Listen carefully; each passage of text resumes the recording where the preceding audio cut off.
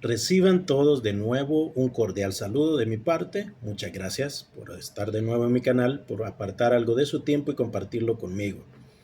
No se olvide de suscribirse si todavía no lo ha hecho, de activar la campanita de notificaciones, de dejar un comentario. Si mi contenido pues le provoca algún tipo de duda, discrepancia con su forma de pensar o de ver las cosas, y más si usted es un profesional del derecho, déjemelo en la cajita de los comentarios y así podemos debatirlo. Deje un me gusta si mi contenido es de su agrado y un no me gusta en caso contrario. Vamos a continuar con la temática de la violencia doméstica. Recordemos que hemos venido analizando esta ley desde sus considerandos, donde nos han citado muchos convenios internacionales. Yo ya le he dado mi opinión al respecto. Le cité ciertos artículos de la Constitución de la República, los cuales hablan de los tratados y convenios internacionales. Como en sus primeros artículos, pues hablan de respeto a la autodeterminación de los pueblos, lo que se llama soberanía. Y el artículo 2 de la Constitución de la República ya nos establece eso. El poder emana del pueblo y se ejerce por representación a través de las autoridades, a través de los tres poderes del Estado: ejecutivo, legislativo, que es el que crea las leyes, obviamente, y judicial, por representación. Esa facultad es la que conocemos como soberanía, autodeterminación de los pueblos. Por eso es contradictorio que se creen leyes en base solo y única y exclusivamente a lo que dicen organismos internacionales, organismos supranacionales, sin tomar en consideración lo que el pueblo piensa al respecto. Ahí sí están socavando la soberanía, no lo que nos han querido vender hoy en día con la denuncia del tratado de extradición, la cual ya se ha hablado mucho al respecto y creo que es un tema que ya está como pasando de moda.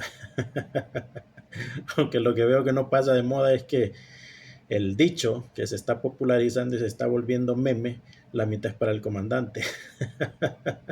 Eso creo que va a pasar más de moda que el propio tratado, perdón, que va a durar más de moda que la propia denuncia del tratado de extradición. Volvamos al tema. Les he hablado de esto, les he hablado de la redacción de la ley en términos que violenta el principio de igualdad jurídica de las personas, consagrado en el artículo 60 de la Constitución de la República, el cual declara punible todo acto de discriminación, y el primero de sus apartados dice a razón de sexo. Y eso es lo que esta ley viene a hacer. Por eso para mí esta ley es inconstitucional, es segregacionista, es nociva. Que como cultura Honduras tenía un flagelo que combatir, una situación que corregir, sí, pero no en estos términos, no de esta forma tan burda. Y bueno, empezamos hablando de los primeros artículos de la ley, los cuales ya pudimos ir viendo que solo dice mujer, mujer, contra la mujer, protección a la mujer, etc. Y ahí queda evidenciado esa discriminación que se hace en cuanto al hombre. Si no me falla la memoria, hablamos del artículo 3, el cual establece los principios de la ley contra la violencia doméstica: acción pública, gratuidad, celeridad, secretividad, oralidad y oficiosidad. Y le mencionaba que son principios que no son los únicos que debe respetar esta ley o los procedimientos contra la violencia doméstica. Debe respetar el principio no solo de igualdad jurídica, sino de igualdad procesal, muchas veces atropellado en los casos, y ya vamos a entrar en materia y vamos a ver cómo suceden estos atropellos a la hora de que nos encontramos con un caso contra la violencia doméstica. Prometí hablarles en los dos aspectos. Cuando una persona, y yo voy a decirlo en general, es víctima de violencia doméstica, voy a tratar de no decir cuando una mujer, voy a tratar de no seguir la corriente de la ley y del ejercicio o de la aplicación de la norma por los operadores de justicia, ¿verdad? Que ya es una opinión parcializada. Cuando una persona es víctima de violencia doméstica, y iniciamos también hablando del artículo 4, que nos menciona que para la presentación de la denuncia no se requiere la asistencia de un profesional del derecho. Usted puede acudir a la policía, al Ministerio Público y a los juzgados de paz criminal, sí. En lugares como Tegucigalpa y San Pedro Sula existen juzgados especializados. Todos los días son hábiles, todas las horas son hábiles para presentar este tipo de denuncias. Si usted se ve afectado por este tipo de circunstancias, No vaya a permitir que no le tomen la denuncia bajo pretexto de que ahorita están cerrados los juzgados y ahorita no se puede, que vuelva. No, todos los días son hábiles. Y bueno, ¿qué más les puedo decir en este punto? O recalcar en este punto, retomar o repasar un poquito. Los principios de acción pública, bueno, creo que se sobreentiende. Va de la mano con el principio de oficiosidad. Tienen que actuar. Cuando escuchamos que algo es de acción privada, es que forzosamente solo usted, a través del profesional del derecho, puede iniciar y hacer que una acción que usted interpuso pues vaya caminando, como decimos vulgarmente. La acción pública pues nos quita eso del panorama, al igual que la oficiosidad. La gratuidad, obviamente, nadie puede cobrar por tomar una denuncia, ¿no? Ni la policía, ni el Ministerio Público, ni los juzgados deben hacer que la persona que ha incurrido, que ha acudido a interponer una denuncia incurra en gastos. Celeridad, este es uno de los procesos que tiene que desarrollarse con mayor prontitud. Secretividad, esto es muy... Si usted me pregunta mi opinión, no estoy de acuerdo con que exista este principio. Porque esto es lo que faculta, lo que habilita a operadores de justicia a hacer de las suyas sin que nadie se dé cuenta. Yo estoy muy a favor de que todo tipo de procesos, con excepciones como los procesos en los que se ven involucrados los menores, gocen de secretividad. Aquí pues no veo la razón de ser. El propio principio de igualdad jurídica en las personas, que hay que proteger a la mujer en términos de la ley, ¿verdad? ¿De qué? Si una mujer está siendo víctima, si realmente está siendo víctima de acciones que constituyen violencia doméstica, ¿en qué contribuye que guardemos cierta secretividad? Realmente yo no le veo mucha razón de ser. Para mí la secretividad en este proceso solo contribuye a que los operadores de justicia hagan lo que ellos quieran. Y pasamos en este tipo de procesos a un juicio inquisitivo del cual salimos después de mucho tiempo, y actualmente estamos en procesos que son, se me escapó la palabra, se me escapó ahorita la palabra, pero no me voy a detener en esto. Oralidad y oficiosidad. El procedimiento es oral. ¿Ok? Entonces, se interpone la denuncia. Usted está siendo víctima de violencia doméstica, interponga la denuncia. No necesita un profesional del derecho para esto. No le pueden poner, no le deberían poner excusas. Yo sé que pasa. Me he asustado muchas veces donde la policía, el Ministerio Público no toman las denuncias, incluso de este tipo de denuncias. Independientemente del día, si es día feriado, si es fin de semana, si es domingo o la hora en la que pase, deben tomar la denuncia y adoptar mecanismos de protección. El artículo 5 de la ley, que ya le había adelantado un poquito que íbamos a ahondar en conceptos que son necesarios que los conozcamos, los estudiemos, los entendamos. Concepto que muchas veces los profesionales de justicia, la policía, Ministerio Público, los propios operadores de justicia no entienden a profundidad. Ya usted va a poder ver a quién me refiero con esto. Artículo 5 de la ley. Para efectos de la presente ley se entenderá por violencia doméstica. Obviamente es lo primero que nos conceptualizan. Todo patrón de conducta asociado a una situación de ejercicio desigual de poder que se manifiesta en el uso de violencia física, psicológica, patrimonial y o económica y sexual. Más adelante nos conceptualizan este tipo pues, de violencia. Cada una nos van dando un concepto muy particular. Nos vamos a detener no en eso, no en estos últimos, sino que desde lo primero, desde lo más básico, desde lo que a mí me da vergüenza ajena tener que tocar en este video. Tal vez si usted no es profesional del derecho, pues yo lo entiendo, pero cuando somos profesionales del derecho, cuando ostentamos algún título académico y mucho más, cuando se está perdón, mire un zancudo, y bueno, creo que todavía estamos en pandemia del dengue, yo estoy como con zozobra con estos animalitos. Me disculpo por ese ademán que me vio usted hacer. Le decía, explicar esto. da un poquito de pena ajena. ¿A qué me refiero? Patrón de conducta. Desde ahí usted se va a dar cuenta que los operadores de justicia tienen un nivel, no quiero ser demasiado pesado con mis palabras en esta situación, pero nos falta cultura, digamos, porque ni siquiera sabemos qué es un patrón de conducta. Desde ahí erramos, o desde ayer cometen los errores los operadores de justicia en cuanto a la aplicación de esta ley, porque a todos lo consideran violencia doméstica, más allá de los conceptos que vamos a ver más adelantito: física, psicológica, patrimonial y o económica y sexual. Más allá de esos conceptos, un patrón de conducta. Yo lo entiendo, yo entiendo el término, yo entiendo que un patrón de conducta es algo que tiene que ser repetitivo. Las acciones de una persona deben ser, pues precisamente así, algo que esa persona repita, algo en lo cual usted y yo veamos que es propenso a hacerlo. Pero me tomé la molestia de buscar los conceptos propios. Da vergüenza, créanme que da vergüenza que no se entiendan ni siquiera términos tan generales. La interpretación de la ley la sacamos desde el Código de Familia y yo ya he hablado al respecto en otros videos.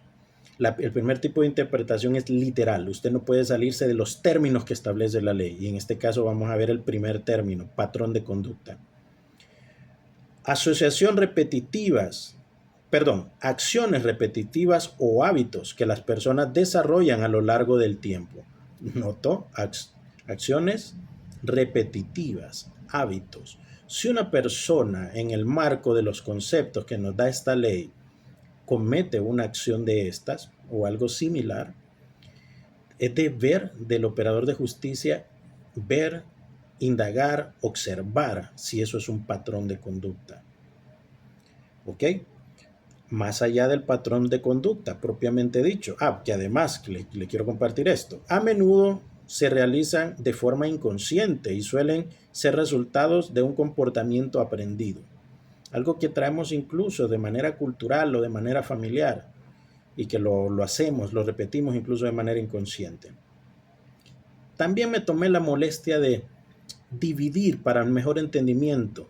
Patrón de conducta, buscar el término patrón y buscar el término conducta. Patrón es un tipo de tema, de sucesos, de objetos, acciones recurrentes, es decir, que se repiten. Eso es un patrón. Nota que siempre está la repetición. Serie de variables, este es otro concepto. Serie de variables constantes, identificables dentro de un conjunto mayor de datos. Usted dice, esto se repite. Volvemos a lo mismo. Conducta, manera en que las personas se comportan en su vida. Entonces, unamos eso, la repetición y la forma en que las personas se comportan en su vida. Forzosamente tenemos que tener un patrón de conducta para condenar a alguien de violencia doméstica. Y no lo digo yo, lo dicen los términos de la ley. Y si usted interpreta la ley de manera literal, es decir, conforme a sus propios términos, usted no puede andar inventando. Un juez o jueza no puede andar inventando. Si esto es algo que se tiene que comprobar. Si no se comprueba un patrón de conducta, difícilmente podríamos o deberíamos condenar a alguien por violencia doméstica. En una situación de ejercicio desigual de poder, esto es muy subjetivo, que se manifiesta en el uso de la violencia física, psicológica, patrimonial y económica o sexual. Ejercicio desigual de poder. Creo que no tengo que explicarle qué es poder, pero lo voy a hacer. Un concepto que a mí me ha gustado mucho de poder es la capacidad de imponer mi voluntad por encima de otro. Y es aplicable en todos los términos. Poder económico. El dinero me da la facultad de imponer mi voluntad por encima de otro. Poder armado. El hecho de que yo tenga una pistola puede hacer que yo imponga mi voluntad sobre la suya. Y así puedo seguir con los ejemplos. Pero me gusta mucho ese concepto de poder. Capacidad de imponer mi voluntad sobre otro. Volvamos a la definición. Patrón de conducta, recuerden, tiene que ser algo repetitivo, asociado a una situación de ejercicio desigual de poder, y vamos a ir desglosando, que se manifiesta en el uso de violencia física. Aquí, por regla general, los operadores de justicia ya dan por hecho que un hombre tiene mayor poder que una mujer en todos los casos, siempre. De manera general, en el aspecto físico es posible que una persona tenga mayor capacidad física, no que sea violenta físicamente con una mujer. La capacidad física sí me puede a mí hacer facultar a imponer mi voluntad por encima de la de alguien más. Pero no significa que los hombres, que como regla general tenemos mayor altura, mayor peso, mayor masa muscular que las mujeres, seamos violentos físicamente. Fíjense que hoy en el mundo está está de moda. Está de moda satanizar al hombre y victimizar a la mujer. Pintar a la mujer como un angelito que no es capaz de hacer daño. Y si hace un daño, pues está justificado y generalmente es el hombre el que orilla a la mujer a hacer daño. Está de moda. Y lo vemos plasmado aquí en la ley de contra la violencia doméstica. Bueno, enmarquemos todo dentro del concepto. Un juez está obligado dentro de este concepto a ver si esa capacidad física del hombre lo ha hecho tener un patrón de conducta que podamos catalogar como violencia. Si él ha estado tratando de imponer su voluntad sobre la mujer por una fuerza física, entre otras que se pueden. Psicológica, mire, esto es complicado cuando hablamos de la psicología. A mí me ha llamado mucho la atención y yo lo he estudiado algo, no soy psicólogo. Probablemente mi opinión sea muy burda y no sé, de qué otra manera calificarla respecto a las ciencias de la psicología.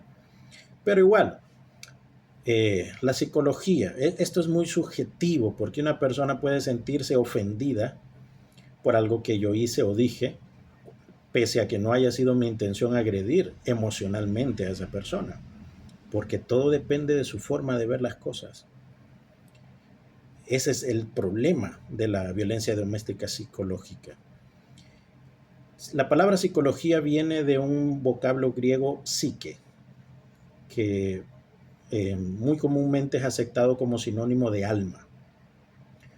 Por eso, por regla general, los problemas psicológicos tienen que ver con las emociones, diferente a los problemas psiquiátricos, que ya es otro tipo, otra rama diferente y vaya más con el pleno funcionamiento, funcionamiento físico, creo que se podría llamar, del cerebro. La psicología son cuestiones netamente emocionales o mayormente emocionales. Lo busqué también. Psique. La psique del ser humano, conjunto de funciones, procesos psicológicos como la percepción, pensamiento, memoria, emociones, motivación, etcétera, que constituyen en gran parte la actividad mental de una persona. Tomemos cada ejemplo que nos da para explicarnos la psique, la percepción. Mi forma de ver las cosas puede estar condicionado por mi crianza. Yo veo las cosas de esta manera porque así se veía en mi familia. Yo lo he visto mucho a lo largo del ejercicio profesional y también me he tomado el tiempo de meditar ciertos comportamientos de amigos, familiares e incluso los propios para ver qué vienen de la forma de crianza. Hoy en día se toma como ofensivo que un hombre que un hombre espere que la mujer le prepare el lunch para irse al trabajo. Lo ha escuchado, ha visto los memes. Ay, que por qué tiene que prepararle el lunch a la mujer al hombre y es que es la muchacha de la casa o algo así. Porque esto viene de un problema cultural que tal vez si nos retrotraemos una generación anterior o vámonos más allá. Mi abuelo, no sé si el suyo, mi abuelo y mi abuela, paternos, los voy a tomar a ellos de ejemplo, eran una familia muy tradicional. ¿A qué me refiero con esto? Mi abuelo trabajaba y mi abuela quedaba en casa, haciendo las labores domésticas. No siempre tiene que ser así, pero en aquel entonces así era. De repente esa forma de ver el hogar condicionó a mi papá en su psique, en su forma de ser, en el conjunto de comportamientos y funciones, a que así debería ser siempre. Y mi papá vino y al casarse con mi mamá, pues esperó ese tipo de comportamiento de parte de mi mamá, obviando el hecho de que mi mamá también trabajaba. Cuando yo vi esto dije, ok, yo no voy a hacer eso. Si yo me caso con una mujer que trabaja, voy a colaborar en los quehaceres domésticos. Lo veo justo. Pero la mayor parte de los hombres no lo vieron de esa forma y siempre esperaron la atención de la mujer porque es algo que aprendieron. No significa que está mal, no significa que el hombre sea el diablo, que vamos a satanizar a un hombre porque quiere tener de esclava a la mujer. Por supuesto que no. Que se dan casos donde pasa y donde el hombre sí se dan.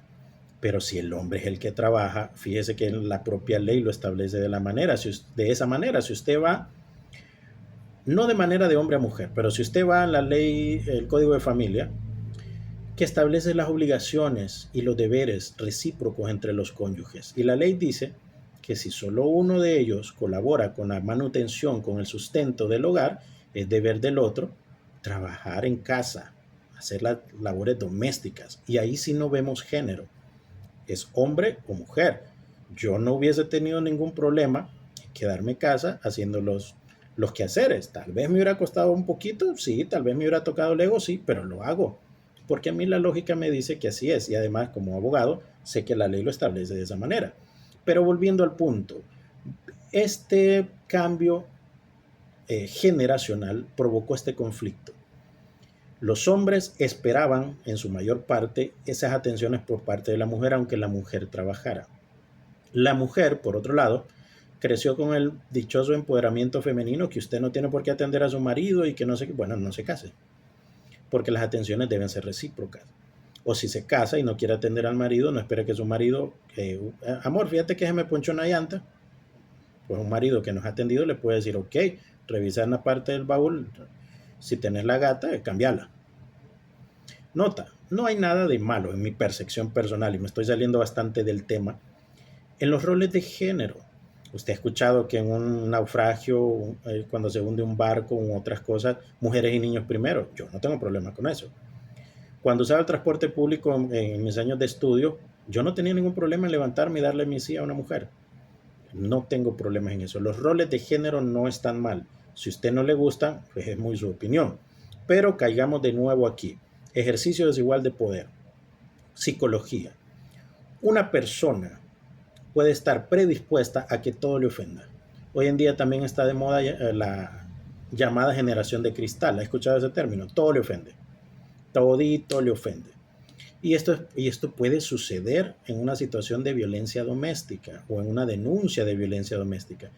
Yo conozco casos, yo he visto casos donde la mujer se ofende cuando el marido ya no le puede sostener el estilo de vida que ella esperaba.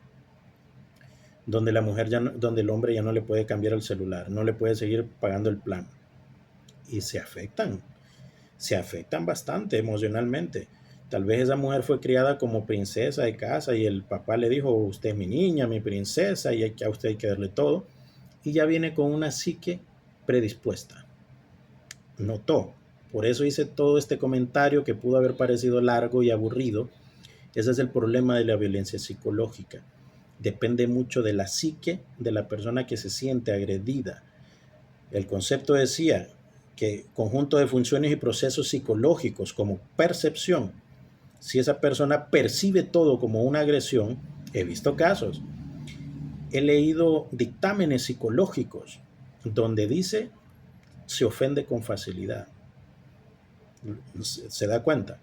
Y he visto cómo operadores de justicia, voy a seguir usando esta palabra porque la considero muy general para no señalar jueces mujeres más que hombres, aunque por regla general son mujeres las que resuelven este tipo de asuntos. Operadores de justicia no toman en cuenta realmente el dictamen psicológico en estos términos. Personas que su percepción las hacen ofenderse de todo. Pensamientos, memoria, emociones y motivación. Ese es el detalle con la violencia psicológica, patrimonial y o económica. Mire, tanto la ley contra la violencia doméstica como el Código de Familia, a la hora de la parte económica en un hogar, establecen parámetros. 2 parámetros que son ineludibles. Cuando se condena a un hombre, ya sea en un caso de familia o un caso de violencia doméstica, a pasar una pensión alimenticia. Esos 2 parámetros son la capacidad de quien tiene que dar la pensión alimenticia y la necesidad de quien lo recibe. Y están en ese orden. Déjenme ver si lo encuentro rápidamente en la violencia doméstica, si no vamos a tener que dejarlo para cuando lleguemos ahí. Pero, ¿qué es lo que yo le quiero decir al respecto? Mire, yo he visto sentencias de violencia doméstica donde no tienen los operadores de justicia ninguna consideración a la capacidad económica, a las responsabilidades económicas de la persona a quien están condenando. Note que digo persona. Yo estoy tratando de no dar un video o una opinión sesgada, subjetiva, como sí se hace cuando se emiten sentencias en este sentido. Debía haberlo marcado y subrayado, pero bueno, lo vamos a dejar para después.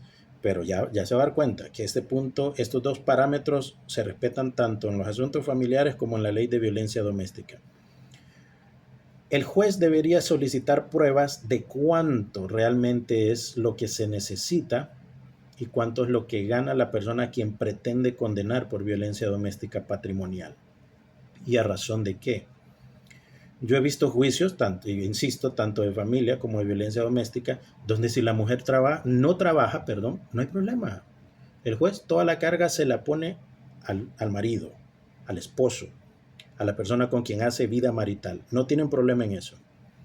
Cuando el hombre está desempleado, ahí les vale maceta. Yo no sé cómo usted le va a hacer, pero yo ya le puse una pensión y si no la paga, pues va a terminar incluso procesado por desobediencia. Lo he visto, no me lo han contado, no me lo estoy inventando. Esto pasa y esto es violatorio al principio de igualdad jurídica de las personas y el principio de igualdad también en el matrimonio de los cónyuges. La ley es clara en ese sentido. Si solo uno de ellos trabaja, a él le corresponde el sustento del hogar, mientras el otro tiene que colaborar con el trabajo en casa, como ya se lo mencioné. Lástima que no preví a profundizar tanto en esto y no traje mi código de familia. Pero así se ven los abusos judiciales, la parcialización con relación a la mujer.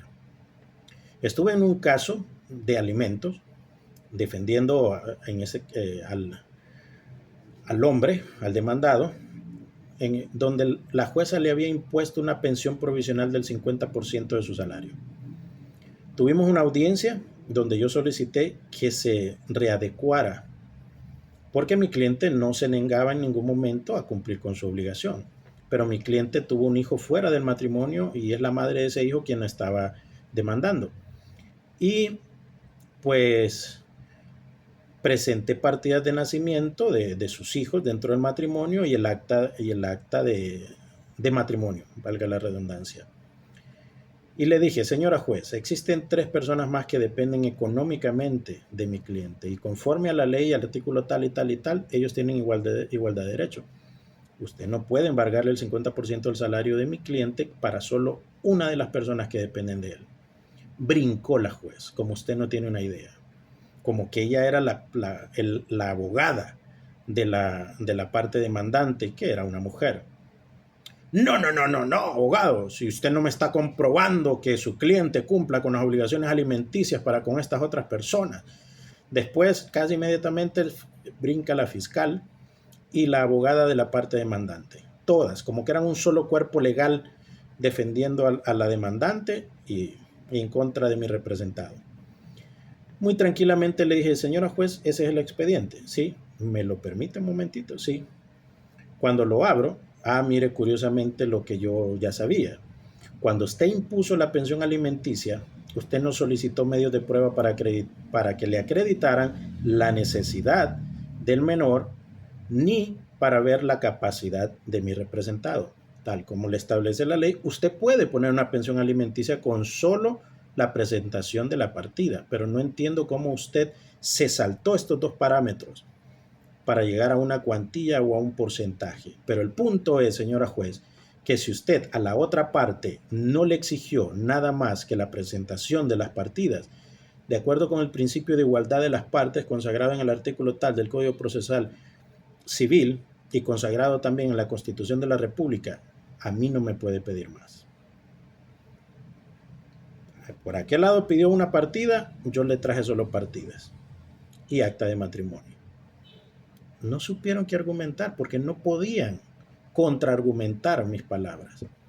Y al final, pues resultó bien para mi cliente porque prorratearon su capacidad económica y además igual dentro de la audiencia dije, señora, bueno, usted no ha establecido nada, usted no ha aprobado cuánto necesita, vamos a, a confiar en usted.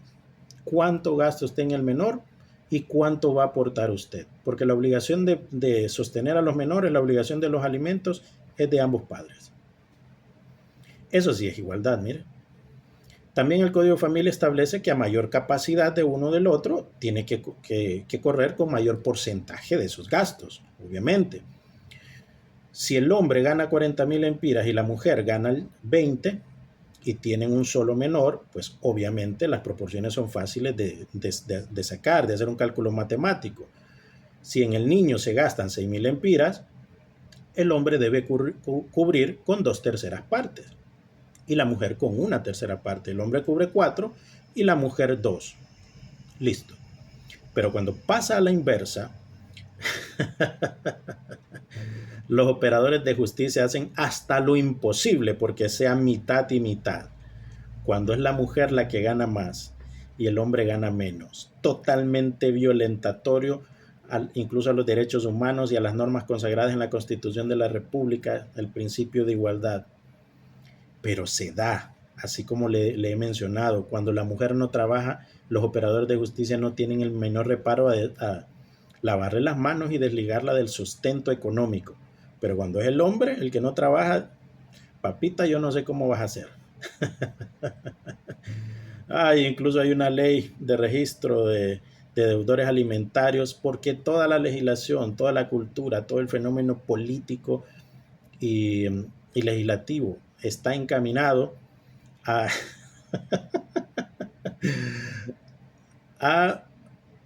ir contra el hombre. Mira, en este tipo de cosas solo le falta a los operadores de justicia decir, ¿qué pasa el desgraciado?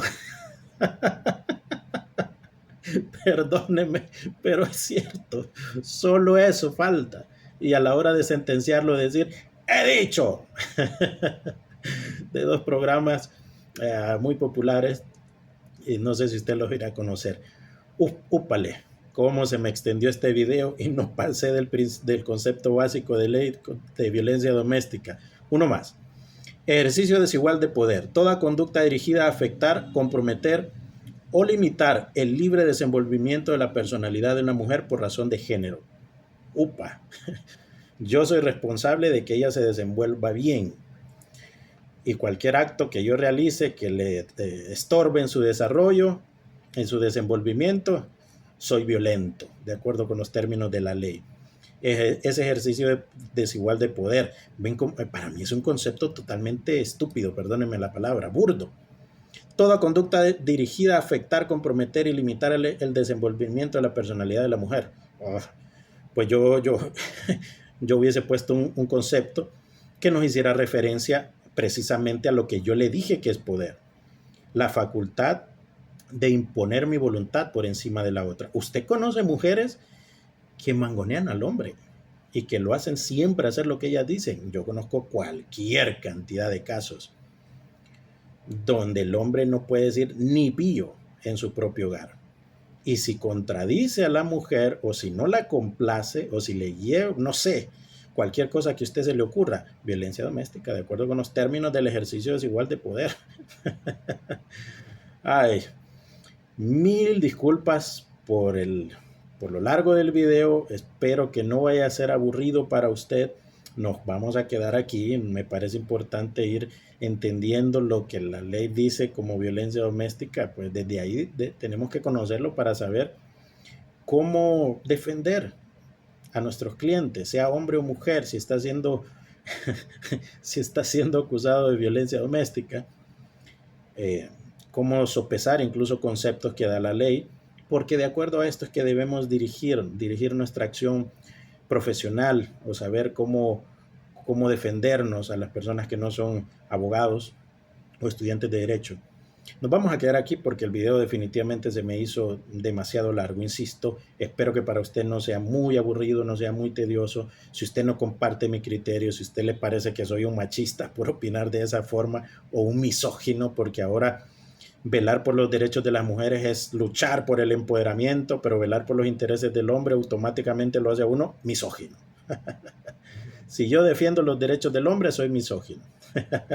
Vamos a seguir en el próximo video, vamos a profundizar en los otros conceptos y espero que me acompañen. Muchas gracias de nuevo.